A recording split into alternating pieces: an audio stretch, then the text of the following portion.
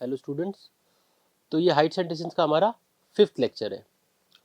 देखो, हमने कंसेप्ट तो पढ़ लिया था, अब हमें उसके आगे क्वेश्चन सॉल्व करने हैं। और आज इस लेक्चर में एक जो हमारा टॉपिक है ना, ट्रिग्नोमेट्रिकल टेबल, जहाँ पे नॉन स्टैंडर्ड एंगल वाले होंगे, वो भी हम लोग इसमें इंट्रोड्यूस करेंगे कि कैसे देखते हैं, क्या टेबल देखते हैं और उसमें किस तरह के क्वेश्चन आ सकते हैं।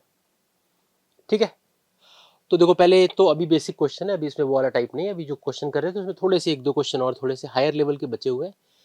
क्या कह रहा है देखो, straight highway leads to the foot of a tower. A man standing at the top of the tower observes a car at an angle of depression of 30 degree. देखो क्वेश्चन क्या कह रहा है, स्ट्रेट हाईवे है, मतलब ये एक highway है। अच्छा, it leads to the foot of the tower, मतलब हाईवे खत्म जाके हो रहा है एक टावर पे, मतलब एंड में एक टावर है ऐसे। ठीक है, तो एक हाईवे है और हाईवे में बीच में ही एंड में लास्ट में एक टावर है। तो ये कह रहा है straight highway leads to the foot of the tower, मतलब ये हाईवे खत्म ही जाकर हो रहा है टावर के फुट के ऊपर। ठीक है, और फिर क्या कह रहा है, अब man standing at the top of the tower, मतलब टावर के ऊपर एक पर्सन खड़ा है।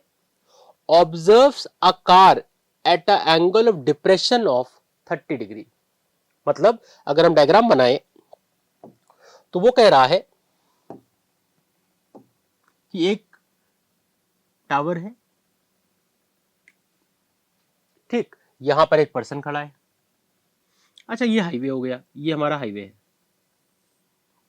ठीक, तो ये कह रहा है स्ट्रेट हाईवे, हाईवे है मतलब इस पे व्हीकल या कार जो भी है वो इस तरह से चलेगी, इस तरह से ऐसे या उधर से इधर। ठीक, वो कह रहा है कि उसने टॉप से एक कार को देखा हाईवे पे at a depression of 30 degree. 30 degree का एंगल ऑफ डिप्रेशन था। अच्छा, एंगल ऑफ डिप्रेशन बन रहा है, इसका मतलब है ऑब्जर्वर ऊपर है और जिस ऑब्जेक्ट को देख रहा है वो ऑब्जेक्ट नीचे है। तो इसका मतलब यहां पर ऑब्जर्वर है और यहां से वो कार को देख रहा है। ठीक है, तो अगर यहां पे ऑब्जर्वर है, अगर हम उसकी नॉर्मल लाइन ऑफ साइट पहले बनाए, नॉर्मल लाइन ऑफ साइट मतलब कि वो नॉर्मल कैसे देखता है, अगर वो ऊपर या नीचे ना देखे, नॉर्मली देखे, तो नॉर्मल वो ऐसे देखेगा।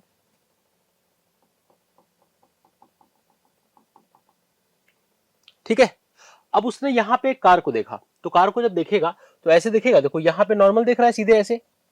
कार को देखने के लिए उसको अपना एंगल ऐसे करके चेंज करना पड़ेगा, ऐसे करके देखेगा कार को, यहां से ऐसे देखेगा। तो अब उसने कार को जब देखा तो एंगल ऑफ डिप्रेशन जो बन रहा है, थोड़ी सी लाइन स्ट्रेट कर देते हैं, वो 30 का बन रहा है। मतलब ये एंगल 30 का है। याद रखना, एंगल ऑफ डिप्रेशन हो या एंगल ऑफ एलिवेशन हो, they are always measured from the horizontal. ये हॉरिजॉन्टल लाइन है, इस हॉरिजॉन्टल लाइन से एंगल हमेशा मेजर होता है। तो हॉरिजॉन्टल लाइन से लाइन ऑफ साइट के बीच का जो एंगल है वो 30 डिग्री का है। ठीक है, अब ऑब्वियस सी बात है ये लाइन इसके पैरेलल होगी, तो अगर ये 30 है तो मतलब ये वाला एंगल यहां पर भी 30 डिग्री का होगा। ठीक है, कौन सा एंगल होगा ये, ऑल्टरनेट इंटीरियर एंगल। राइट, अब क्वेश्चन कह रहा है which is approaching, which is मतलब the car is approaching the foot of the tower with uniform speed. मतलब कार को, जिस कार को उसने यहां पे देखा है, वो कार टावर के फुट की तरफ जा रही है और एक यूनिफॉर्म फिक्स्ड स्पीड से जा रही है, स्पीड चेंज नहीं हो रही है। ठीक है, 6 सेकेंड लेटर, मतलब कार ने जब 6 सेकेंड चल ली, कार 6 सेकेंड मूव करने के बाद, the angle of depression of the car is found to be 60 degree. मतलब कार पहले यहां पे थी, मान लेते हैं पॉइंट ए हो गया। 6 सेकेंड बाद वो कार जो टावर के तरफ जा रही है वो मान लेते इस पॉइंट पर आ गई, पॉइंट बी हो गया ये। ठीक है, अब इस पॉइंट पे जब कार आ गई तब जो एंगल ऑफ डिप्रेशन बन रहा है वो बन रहा है 60 डिग्री का। यहां बन रहा था 30 का, यहां बन रहा है 60 का। इसका मतलब है अब अगर हम यहां से इस कार को देखेंगे तो ये ऐसे नॉर्मल लाइन ऑफ साइट है, कार को देखेंगे तो ऐसे करके एंगल चेंज करेंगे, ऐसे करके। तो अभी जो एंगल बनेगा कितना बनेगा, अभी जो एंगल बनेगा वो 60 डिग्री का बनेगा। इसका मतलब ये पूरा एंगल, इतना पूरा एंगल जो होगा ये होगा 60 डिग्री का होगा। अच्छा, अगर ये 60 है पूरा एंगल तो दैट मींस ये भी हमारा हो जाएगा 60 डिग्री का। ठीक, और यहां से यहां तक आने में फ्रॉम ए टू बी ये डिस्टेंस एक यूनिफॉर्म स्पीड पे कवर करने के लिए कार को 6 सेकेंड का टाइम लगा है। ठीक, क्वेश्चन क्या पूछ रहा है? क्वेश्चन पूछ रहा है find the time taken by the car to reach the foot of the tower from this point, मतलब कार पॉइंट बी पर आ गई, अब पॉइंट बी से उसको टावर के फुट तक, जो मतलब जो डिस्टेंस बची हुई है टावर तक, वो रिमेनिंग डिस्टेंस कवर करने में कितना टाइम और लगेगा, ये क्वेश्चन पूछ रहा है। ठीक है, तो यहां पे इसको मार्क कर देते हैं, जो टावर है इसको मार्क कर देते हैं सी और डी। तो पूछ ये रहा है कि अगर ए से बी तक आने में कार को 6 सेकेंड लगे हैं, तो अगर कार उसी स्पीड से आगे भी मूव करती है तो बी से सी तक का जो रिमेनिंग डिस्टेंस है इसको कवर करने में कार को कितना टाइम और लगेगा, ये क्वेश्चन पूछ रहा है। क्लियर, बात समझ में आ गई? ठीक है, अब मैंने क्या बताया था शुरुआत में ही कि सबसे पहले डायग्राम बनाने के बाद एक सिंगल स्टेटमेंट में शॉर्ट में हम अपने डायग्राम को एक्सप्लेन करते हैं। तो जब डायग्राम बना लिया, इसके बाद हम क्या लिखेंगे? इसके बाद हम लिखेंगे let C D represent the tower and A and B the positions of the car. ये एक स्टेटमेंट लिखेंगे, एक सिंगल स्टेटमेंट डायग्राम बनाने के बाद। क्लियर? अब इसके बाद देखो, हमें जो इंटरेस्ट है वो इंटरेस्ट है किसमें, कि कितना कार ट्रेवल कर रही है, मतलब बेस यहां पे कितना और ट्रेवल कर चुकी है, कितना करना है, कितना टाइम और लगेगा। दैट मींस हमारा जो इंटरेस्ट है वो बेस में है। अच्छा, हाइपोटेन्यूज हम नहीं लेंगे बिकॉज हाइपोटेन्यूज दोनों ट्रायंगल का डिफरेंट है। इस ट्रायंगल का हाइपोटेन्यूज ये है, इस ट्रायंगल का हाइपोटेन्यूज ये है। ठीक, जो परपेंडिकुलर है डीसी वो दोनों ट्रायंगल का कॉमन परपेंडिकुलर है। तो अगर वो कॉमन है तो वो हमें दोनों डिस्टेंस को कनेक्ट करने में, दोनों का रिलेशन स्टेब्लिश करने में थोड़ा हेल्प करेगा। ठीक है, तो यहां पे ये ध्यान रखना है कि हम इसको परपेंडिकुलर को लेंगे क्वेश्चन सॉल्व करने के लिए, एच ले लेते हैं इसको, और साथ ही साथ हम बेस को लेंगे। हाइपोटेन्यूज क्यों नहीं लेंगे? उसका बड़ा सिंपल सा रीजन है, क्योंकि जो हमारा हाइपोटेन्यूज है, हाइपोटेन्यूज में डिफरेंट है हाइपोटेन्यूज। एक हाइपोटेन्यूज ए डी है और एक हाइपोटेन्यूज बी डी है। अगर दो डिफरेंट साइड्स हैं तो वो कनेक्ट नहीं कर पाएगा बेस को। अगर हम बेस के कनेक्ट करके उसके बीच में एक रिलेशन एस्टेब्लिश करना चाहते हैं तो इसके लिए जरूरी है कि हम लोग अपना जो मतलब ट्रायंगल बना के सॉल्व कर रहे हैं तो उसमें वो साइड को इन्वॉल्व किया जाए जो दोनों ट्रायंगल में कॉमन है, और ऐसी साइड हमारी परपेंडिकुलर है। इसलिए हम परपेंडिकुलर को इन्वॉल्व करेंगे, बेस तो हमें निकालना ही है। दैट मींस कि tan यूज करेंगे, परपेंडिकुलर अपॉन बेस। ठीक है, बात समझ में आ गई? tan क्यों यूज कर रहे हैं? tan इसलिए केवल यूज कर रहे हैं क्योंकि right angle triangle a c d और right angle triangle b c d दोनों का परपेंडिकुलर सी डी कॉमन है। तो इससे क्या होगा, हमें हेल्प मिलेगी बीसी को एसी से या एबी से लिंक करने में। ठीक है, ये क्लियर है बात? ओके, अब हम लोग पहले tan पता चल गया यूज करना है, पहले एक ट्रायंगल लेते हैं और उसमें रेशियो अप्लाई करते हैं। तो मान लेते हैं पहले मैंने ट्रायंगल छोटा वाला लिया, in triangle BCD, in triangle BCD। ठीक है, तो पहले हमने ट्रायंगल ये वाला लिखा है BCD, छोटा वाला ट्रायंगल BCD। अच्छा, इसमें इसको x ले लेते हैं, इतने लेंथ को, और ये जो लेंथ है इसको y ले लेते हैं। ठीक, तो यहां पे क्या आएगा, ये एंगल देखो 60 है, तो 60 के सामने वाला परपेंडिकुलर हो जाएगा और ये हमारा x बेस हो जाएगा। इसका मतलब क्या हो जाएगा, tan 60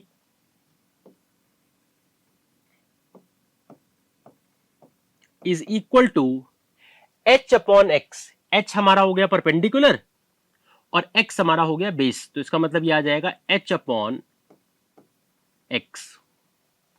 ठीक है, अच्छा tan 60 की वैल्यू होती है √3, तो ये आ जाएगा √3 x यहां से ऊपर आएगा into x equal to h। ये हमारी इक्वेशन बन हो गई। इतना क्लियर है? देखो सीधी सी बात है, एंगल 60 था तो हमने अप्लाई किया tan 60। tan का फॉर्मूला होता है परपेंडिकुलर बाय बेस, तो tan 60 इक्वल टू इसका परपेंडिकुलर सामने है h, बेस कितना x है, तो इसका मतलब ये आ जाएगा tan 60 equal to h upon x। यहां से x ऊपर चला गया, tan 60 की वैल्यू √3 होती है, तो √3 into x equal to h। ये हमारी फर्स्ट इक्वेशन आ गई। राइट, अब एक काम करते हैं, इक्वेशन चेंज करते हैं, मतलब दूसरा वाला ट्रायंगल लेते हैं। तो सेकंड ट्रायंगल लेंगे, तो ट्रायंगल कौन सा है, ट्रायंगल है ACD। तो in triangle a c D, ठीक है। अच्छा, एसीडी ट्रायंगल जब लेंगे तो एसीडी ट्रायंगल में हमें क्या करना पड़ेगा, ये पूरा है एसीडी को अगर देखें तो यहां पर क्या है, यहां पर ये हमारा परपेंडिकुलर है और बेस हमारा ये पूरा है यहां से यहां तक, ठीक। इसका मतलब ये आ जाएगा tan 30 is equal to perpendicular H है और जो हमारा बेस है, क्योंकि 30 डिग्री ले रहे हैं तो मतलब पूरा ट्रायंगल ले रहे हैं, तो मतलब बेस है इतना वाई और इतना एक्स, मतलब पूरा एक्स प्लस वाई, तो बेस हो जाएगा एक्स प्लस वाई, ठीक है। अब एक काम करें, tan 30 की वैल्यू रख दे और h की जो वैल्यू आई है √3x उसको यहां रख दे। इसका मतलब tan 30 होता है 1/√3 इक्वल्स टू h की जगह √3x यहां रख दे अपॉन x प्लस वाई, ठीक है। यहां ब्रैकेट में लिख देंगे फ्रॉम इक्वेशन 1, फ्रॉम इक्वेशन 1, ठीक है। ये बात समझ में आ गई। अच्छा नेक्स्ट, अब इसके बाद क्या करना है, इसको सॉल्व करना है। तो नेक्स्ट पेज पे आ जाते हैं, तो इसको सॉल्व करेंगे। देखो यहां पे 1/√3 था तो ऊपर जाएगा, इसका मतलब ये हो जाएगा x प्लस वाई यहां आ गया और √3x इंटू √3, देखो पीछे दिखा दे रही, यही पे किया है मैंने। देखो ये वाला √3 ऊपर जाएगा तो ये हो जाएगा √3x इंटू √3 और ये x प्लस वाई जब इधर आएगा तो हो जाएगा x प्लस वाई इंटू 1 मतलब x प्लस वाई, तो ये हो गया x plus Y is equals to √3x into √3 मतलब x plus Y is equal to √3 into √3 मतलब 3x, यहां से ये x इधर आ जाएगा तो y इक्वल्स टू आएगा 3x माइनस x हो जाएगा मतलब 2x, तो ये हमारी सेकेंड इक्वेशन बन गई, ठीक है। इतना क्लियर है, इसमें कोई डाउट तो नहीं। अच्छा, अब एक काम करते हैं, देखो क्वेश्चन ने पूछा है कि यहां से यहां तक का जो डिस्टेंस है उसको ट्रेवल करने में, मतलब ये y डिस्टेंस को ट्रेवल करने में टाइम जो लगा था वो 6 सेकेंड लगा था। पूछ ही रहा है कि अब जो रिमेनिंग डिस्टेंस हमारी ये x है इसको ट्रेवल करने में कितना टाइम और लगेगा, ठीक। तो अगर इस डिस्टेंस को ट्रेवल करने में जो टाइम लगा था वो कितना लगा था, 6 सेकेंड। तो अगर हम यहां पे स्पीड निकालें, देखो क्वेश्चन ने बोल रखा है स्पीड यूनिफॉर्म है, इसका मतलब speed from A to B is same as speed from B to C, same speed है। ए टू बी पे जो स्पीड होगी वही स्पीड बी से सी भी होगी। तो अगर हम ये चीज लिखें कि speed from A to b, speed from A to B is equal to speed from B to c, ये होगा। अब एक काम करें, ए टू बी पहले स्पीड निकालते हैं, ए टू बी। देखो ए टू बी जो डिस्टेंस है वो y है और टाइम लगा था 6 सेकेंड का। स्पीड का फॉर्मूला होता है डिस्टेंस अपॉन टाइम, स्पीड क्या होता है, डिस्टेंस अपॉन टाइम। तो ए से लेकर के बी तक की डिस्टेंस y है और टाइम 6 सेकेंड्स है, तो इसका मतलब ये आएगा y upon 6 is equal to, अच्छा मान लेते हैं यहां से यहां तक ट्रेवल करने में जो टाइम लगा उसको t ले लेते हैं, स्मॉल t, जो हमें फाइंड आउट करना है, जो निकालना है। तो मान लेते हैं b से c तक ट्रेवल करने में टाइम लगा है स्मॉल t और डिस्टेंस x है, तो यहां पे अगर स्पीड निकालेंगे तो वो हो जाएगा x अपॉन टी, होगा। ये बात समझ में आई। देखो क्वेश्चन ने बोला यूनिफॉर्म स्पीड, यूनिफॉर्म स्पीड मतलब जो स्पीड ए से बी तक है वही स्पीड बी से सी तक रहेगी, बोला है क्वेश्चन में। इसका मतलब यह है ए से बी तक स्पीड, स्पीड का फॉर्मूला क्या होता है, डिस्टेंस अपॉन टाइम। तो ए से बी तक की जो डिस्टेंस है, ध्यान से देखो यहां पे फिर से, ए से बी तक की जो डिस्टेंस है वो y है। इस डिस्टेंस को ट्रेवल करने में टाइम लगा था 6 सेकेंड्स, तो इसका मतलब होगा y अपॉन 6, ठीक है। और यहां से यहां तक जो x डिस्टेंस है, मान लेते हैं इसको ट्रेवल करने में स्मॉल t सेकेंड लगा, तो ये हो जाएगा x अपॉन टी, यहां से स्पीड आ जाएगी, तो दोनों स्पीड बराबर होगी ना। इसका मतलब y upon 6 equal to x upon T. अब अगर एक काम करें, इक्वेशन 2 से y की वैल्यू 2x है यहां रख दे, तो y की जगह 2x डाल दो यहां पर, तो यह आ जाएगा 2x upon 6 equal to x upon T. क्या लिखेंगे यहां पे, फ्रॉम इक्वेशन 2, फ्रॉम इक्वेशन 2। ठीक है, अब इसके बाद क्या करेंगे, देखो एक्स एक्स कट गया, ये कैसे समझ में आया ना, y की वैल्यू आई थी 2x, y के जगह 2x हमने रख दिया, इस वाले y को हटाया, इसकी जगह 2x रख दिया, तो 2x upon 6 equal to x upon T, x x cut गया। अच्छा 2 से ये कट जाएगा, अब क्रॉस मल्टीप्लाई कर दो, t इंटू 1 तो आ जाएगा t इक्वल्स टू 3 इंटू 1, ये आ जाएगा 3।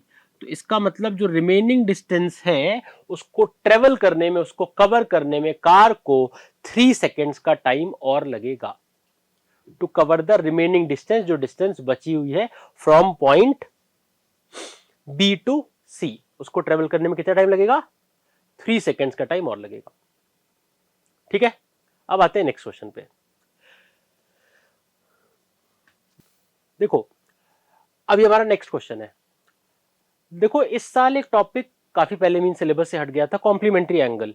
ठीक है, तो वैसे तो सिलेबस में नहीं है, सिलेबस में नहीं होने का मतलब है कि प्रॉपर एक क्वेश्चन पूरा कॉम्प्लीमेंट्री एंगल का पेपर में नहीं आ सकता, कि ट्रिग्नोमेट्री में एक प्रॉपर पूरा कॉम्प्लीमेंट्री एंगल का एक अलग से क्वेश्चन आ जाए।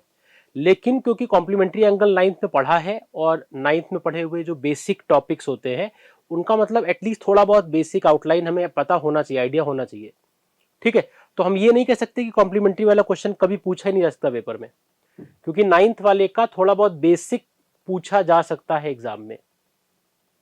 ठीक है, तो हमने कॉम्प्लीमेंट्री एंगल क्लास 9th में पढ़ा था। कॉम्प्लीमेंट्री एंगल क्या होते हैं, दो ऐसे एंगल जिनका सम 90 डिग्री होता है, उनको हम लोग कॉम्प्लीमेंट्री एंगल्स बोलते हैं।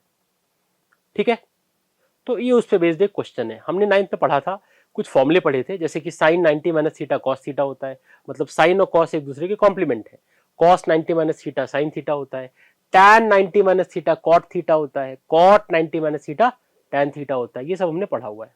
ठीक है, तो उसी बेस्ड एक क्वेश्चन है।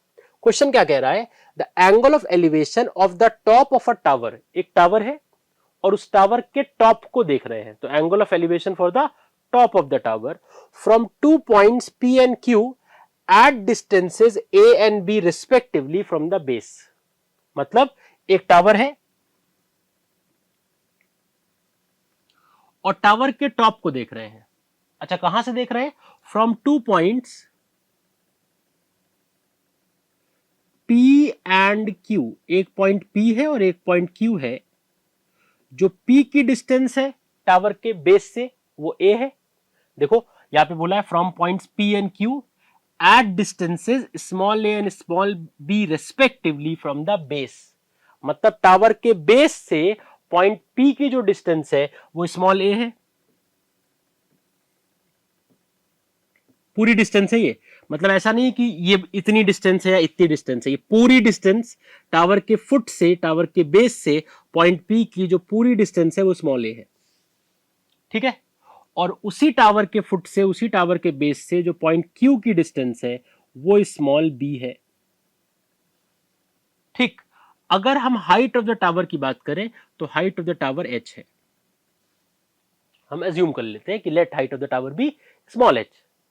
अब वो कह रहा है कि पॉइंट P और पॉइंट Q से टावर के टॉप को देखा जा रहा है, और उसके लिए जो एंगल ऑफ एलिवेशन बन रहा है वो बन रहा है कितना, कॉम्प्लीमेंट्री है एक दूसरे के। देखो यहां पे क्या कह रहा है, in the same straight line with it are complementary. क्या कॉम्प्लीमेंट्री है, एंगल ऑफ एलिवेशन। तो the angle of elevation of the top of the tower from 2 points P and Q at distances A and B are complementary, मतलब यहां पर point P से इसको देखा जा रहा है तो इसका मतलब ऐसे ज्वाइन कर दो, और पॉइंट Q से इसको देखा जा रहा है तो इसको Q से ज्वाइन कर दो। तो कह ये रहा है कि ये और ये एंगल आपस में कॉम्प्लीमेंट्री है, मतलब अगर ये थीटा है तो ये वाला एंगल 90 माइनस थीटा है, क्योंकि दोनों का सम 90 होगा, तो अगर दो का सम 90 है तो अगर एक थीटा है तो दूसरा 90 माइनस थीटा होगा। ठीक है, अब क्योंकि हमें इंटरेस्ट किसमें, हमें इंटरेस्ट है हाइट ऑफ द टावर निकालने में, बोला है prove that the height of the tower is under root A B, मतलब हमारा जो टू प्रूव है, जो हमें प्रूव करके लाना है वो है small h equals to under root A B, मतलब जो प्रूव करके लाना है उसमें h आना चाहिए और उसमें ए बी आना चाहिए। अच्छा ए और बी अगर देखो तो वो दोनों बेस का पार्ट है, और जो h equals to under root A b आना चाहिए, h जो है वो परपेंडिकुलर है। तो अगर परपेंडिकुलर निकालना है और बेसिस के टर्म्स में निकालना है, मतलब tan रेशियो यूज करना पड़ेगा, परपेंडिकुलर अपॉन बेस। ठीक है, तो यहां पे हम क्या यूज करेंगे, पहले पूरा ट्रायंगल ले लेते हैं। तो मान लेते हैं ये P है, ये Q है, इसको पॉइंट को A ले लेते हैं, इस पॉइंट को B ले लेते हैं। तो पहले अगर पूरा ट्रायंगल लेंगे PAB, in triangle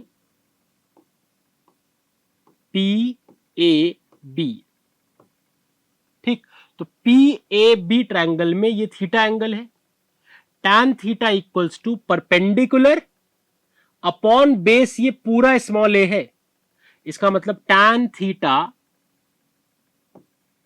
equals to h upon a। ये फर्स्ट इक्वेशन बन गई, tan theta equals h upon a। Angle theta ये है, इसका tan निकाला है, तो tan theta equals to h हमारा परपेंडिकुलर हो गया। और इस केस में जैसा मैंने शुरू में बताया था, a इतना पार्ट नहीं है या a इतना पार्ट नहीं, a ये पूरी लेंथ है, तो इसका मतलब h upon a equals to tan theta. ये फर्स्ट इक्वेशन हो गई। ठीक है, अब आते हैं नेक्स्ट। तो इन ट्रायंगल QAB, छोटा वाला ट्रायंगल ले रहे हैं हम, तो इसमें अगर लेंगे तो ये एंगल कितना है, 90 माइनस थीटा। tan इसके लिए अप्लाई करना है, तो इसके लिए tan अप्लाई करेंगे तो होगा परपेंडिकुलर अपॉन बेस। इसका मतलब ये होगा tan 90 minus theta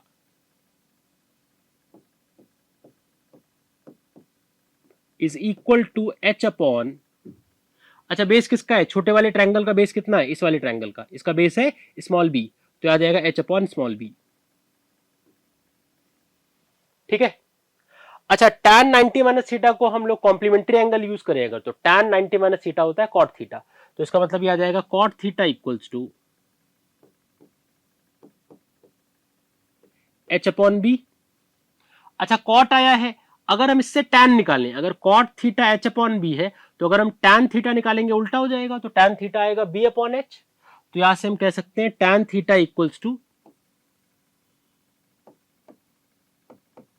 b upon h होगा। ये हमारी इक्वेशन 2 हो गई, राइट। अब अगर हम आए वापस से इस पे, तो यहां पे देखो क्या है, tan थीटा हमारा h अपॉन ए आया था इक्वेशन 1 में, तो अगर tan थीटा h अपॉन ए है और tan थीटा की ही वैल्यू यहां पर जो आई है वो कितनी आई है, b अपॉन h आई है। तो from equation 1 and 2, from 1 and 2, वहां tan थीटा था h अपॉन ए, क्योंकि दोनों tan की वैल्यू इक्वल कर सकते हैं, और यहां से tan थीटा है b अपॉन h। ठीक है, तो फ्रॉम इक्वेशन 1 एंड 2, इक्वेशन 1 में tan थीटा था h अपॉन ए, और इक्वेशन b में tan थीटा है b अपॉन h। दोनों tan थीटा है, दोनों को इक्वल कर सकते हैं, इसका मतलब h upon a equals to b upon h। इसको सॉल्व करो, h into h, h square equals to a into b, a b, यहां से आएगा h equals to plus minus under root A b आएगा। प्लस माइनस जरूर लगाना, नहीं तो बोर्ड में इसके तुरंत मार्क्स कट जाएंगे। तो h आएगा प्लस माइनस अंडर रूट ए बी। इसके बाद हम क्या लिखेंगे, इसके बाद हम लिखेंगे कि since the height of the tower can never be negative, since the height of the tower can never be negative, therefore neglecting the negative value. तो फाइनली जो हमारा h आएगा वो आएगा h equals to under root A b. ये हमें prove करना था। ये चीज याद रखना है, स्टेटमेंट में लिखना पड़ेगा कि सिंस, ये नहीं लिख सकते नेग्लेक्टिंग नेगेटिव वैल्यू, खाली इतना लिखेंगे तो भी मार्क्स कट सकते हैं। हम ये लिखेंगे कि नेगेटिव वैल्यू क्यों नेग्लेक्ट कर रहे हैं, तो लिखेंगे कि since the height of the tower can not be negative, therefore neglecting negative value, negative value को नेग्लेक्ट कर देंगे, तो हमारा जो h आएगा वो आ जाएगा अंडर रूट ए बी। ये हमें प्रूव करना था। ठीक है, तो इस लेक्चर में इतना ही। बाकी जो हमारा अभी स्टैंडर्ड एंगल के अलावा जो एंगल्स होते हैं, हम लोग टेबल कैसे देखते हैं, उस पर बेस्ड क्वेश्चन कैसे करते हैं, वो इसमें नहीं हो पाया, वो हम लोग आगे अब नेक्स्ट लेक्चर में कंटिन्यू करेंगे। Thank you.